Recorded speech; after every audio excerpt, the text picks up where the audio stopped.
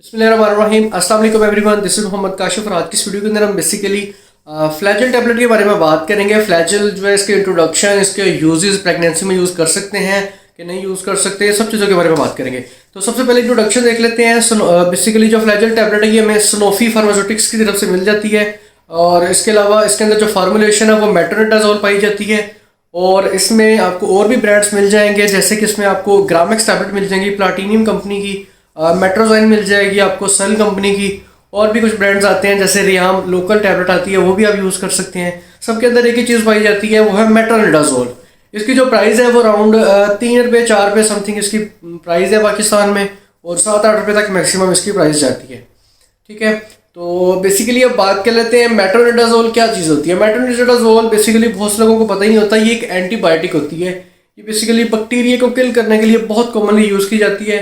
आपको पता है अक्सर औकात डॉक्टर लिख देते हैं किसी भी किस्म का इन्फेक्शन हो या कहीं पे भी दाढ़ में इन्फेक्शन हो, अक्सर फ्लैजल के टैबलेट को लिख देते हैं। तो बहुत से लोगों को नहीं पता होता कि यार मेरे तो सर में प्रॉब्लम है, मेरे तो कान में प्रॉब्लम है, नाक में प्रॉब्लम है, तो ये बेसिकली फ्लैजल टैबलेट को लिख के दे दिया। ये तो स्टमक के लिए यूज़ की जाती है। हाँ, ये स्टमक के लिए यूज़ की जाती है, बट ये बहुत ज़्यादा और चीज़ों में भी यूज़ की जाती है।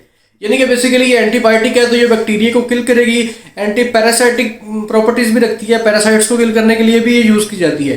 तो हमारी बॉडी में कोई भी इन्फेक्शन हो, वो इन्फेक्शन हमारी स्टमक के अंदर हो, उसके अलावा कानों में हो, नाक में हो, मुंह में हो, दाढ़ में इन्फेक्शन हो, उसके अलावा बॉडी में इन्फेक्शन हो, कोई भी इन्फेक्शन हो, उसके अलावा सी सेक्शन वगैरह में भी उसको यूज़ करवाया जाता है। उसके अलावा liver infection, kidney infection, prostate infection, कोई भी किसी किस्म का इन्फेक्शन हो तो बहुत ज़्यादा कॉमनली आप प्राइमरली तौर पे सबसे पहले आप फ्लैजल को यूज़ करवाते हो। फ्लैजल में इंजेक्शन भी मिल जाता है आपको और इसके अलावा फ्लैजल की टैबलेट्स भी मिल जाती हैं।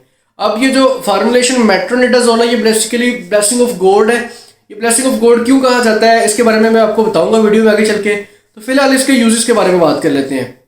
अब कॉमनली आपको पता है जब दाढ़ में इन्फेक्शन होता है या फिर दाढ़ में खोड़ होती है या फिर दांत हिल रहे होते हैं तो अक्सर औकात फ्लैजल की टैबलेट को यूज़ करवाया जाता है। फ्लैजल बेसिकली आपको अगर दांत आपके हिल रहे हैं तो आप 5 दिन तक सुबह दोपहर शाम फ्लैजल की टैबलेट को यूज़ करें तो दांत हिलना आपके बंद हो जाएंगे। उसके अलावा दांत में कोई भी किस्म का इन्फेक्शन हो तो आप कोई भी और जैसे कि लिंकोमाइसिन जैसे आप एंटीबायोटिक ले के साथ इसको आप डेफिनेटली यूज़ कर सकते हैं।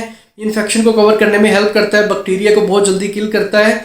और ये जो मेट्रोनिडाजोल है ये बेसिकली ब्लेसिंग इसलिए माना जाता है क्योंकि ये इसका जो बेसिकली रेजिस्टेंस है ना वो बहुत कम होती है।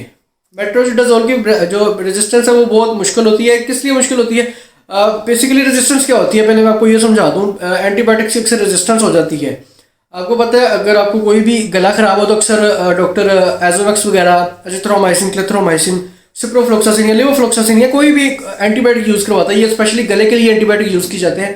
तो आपको डॉक्टर प्रिस्क्राइब करते हैं 5 दिन आपने एंटीबायोटिक यूज़ करना है, बट आप 5 दिन यूज़ करने के बजाय आप 3 दिन में आपका इन्फेक्शन कवर हो जाता है। आपका गला दर्द कर रहा हो, गले में रेशा हो, 3 दिन में ठीक हो जाती है तो आप 2 दिन यूज़ नहीं करते, जिसकी वजह से क्या होता है कि आपका जो बैक्टीरिया है ना वो मर जाता है। मतलब कि पहले वो डीकम्पोज होता है बैक्टीरिया, फिर उसके बाद वो मरता है।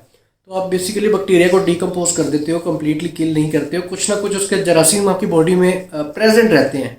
अब वो जो प्रेजेंट रहते हैं वो जब दोबारा एक्ट करेंगे आपकी बॉडी में दोबारा वही इन्फेक्शन होगा तो वो एंटीबायोटिक तो काम करना बंद कर देगा, क्योंकि ऑलरेडी आपको पता है वो जरासीम भी जो ना वो आगे से ज़्यादा पहले से ज़्यादा ताकतवर हो जाते हैं, वो समझदार हो जाते हैं। यानी कि जो मतलब अगर आप देखो 2 इंसान लड़ रहे हैं तो एक बंदा अगर कोई भी चीज़ लेके आ गया, सपोज उसमें कोई नाइफ लेके आ गया, कोई चाकू लेके आ गया, तो डेफिनेटली अगला बंदा भी होशियार होगा कि यार ये लास्ट टाइम ये लेके आया था, अगली दफ़ा ये लेके ही आएगा, तो उसके लिए पहले ही तैयार रहता है। ठीक है, सेम इन द केस ये एंटीबायोटिक्स होते हैं बेसिकली जब आप लेते हो तो जो जरासीम होता है वो भी पहले से ज़्यादा स्ट्रॉन्ग होता है, ताकतवर होता है। ये मोड ऑफ एक्शन को पहचान लेता है, समझ लेता है कि ये भी वही मोड ऑफ एक्शन के साथ रिएक्ट करेगा, तो इसलिए वो स्ट्रॉन्ग हो जाते हैं। इसलिए एंटीबायोटिक जो आप यूज़ करते हो, बाज़ एंटीबायोटिक यूज़ करने से आप ठीक नहीं होते हो, फिर आप डॉक्टर को कोस रहे होते हो कि बेसिकली हमें मेडिसिन डॉक्टर ने ठीक नहीं दी है, हमें बेसिकली इन्फेक्शन जो हमारा कवर नहीं हुआ, हम ठीक नहीं हो पा रहे।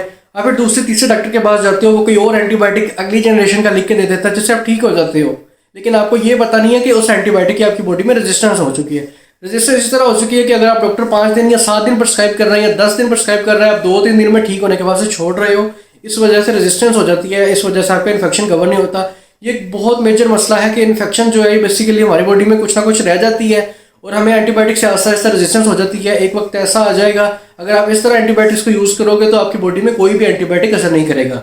इसलिए बहुत ज़्यादा प्रॉब्लम आपको फेस करना पड़ सकती है। इसलिए कोशिश किया करें कि जो डोज डॉक्टर प्रिस्क्राइब करता है काइंडली एंटीबायोटिक्स को स्पेशली उतने दिन लाजमी यूज इस्तेमाल किया करें। उसके अलावा कोई भी पेन किलर्स हो सकती है वो आप इंस्टेंट टाइम के लिए यूज़ करें। डिप्रेशन की मेडिसिन इंस्टेंट टाइम के लिए यूज़ करें।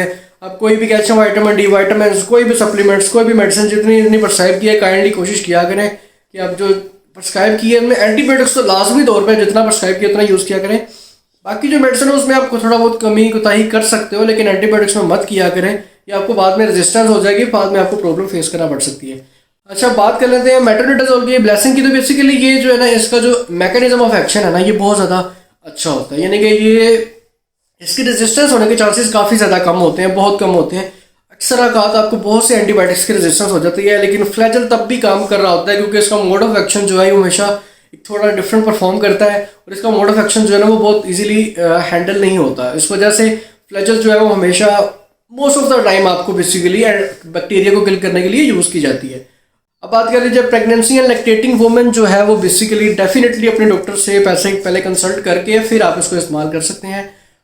वैसे नहीं आप इसको यूज़ कर सकते, बट नॉर्मली जनरली आप कोई भी इंसान जो है वो आप इसे को यूज़ कर सकते हैं। बट एंटीबायोटिक्स को आप डेफिनेटली डॉक्टर्स की प्रिस्क्रिप्शन की हदायत के मुताबिक ही इस्तेमाल किया करें, खुद से मत लिया करें, इसलिए ये आपके लिए बहुत ज़्यादा बेहतर होगा।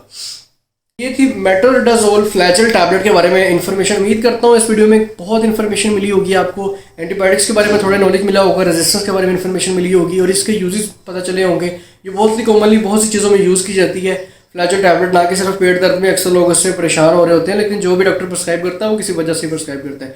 Thank you so much for watching this video. इस वीडियो में इतने, फिर मुलाकात होगी इंशाल्लाह इस वीडियो में। तब तक के लिए इजाज़त दीजिए। अल्लाह हाफिज़।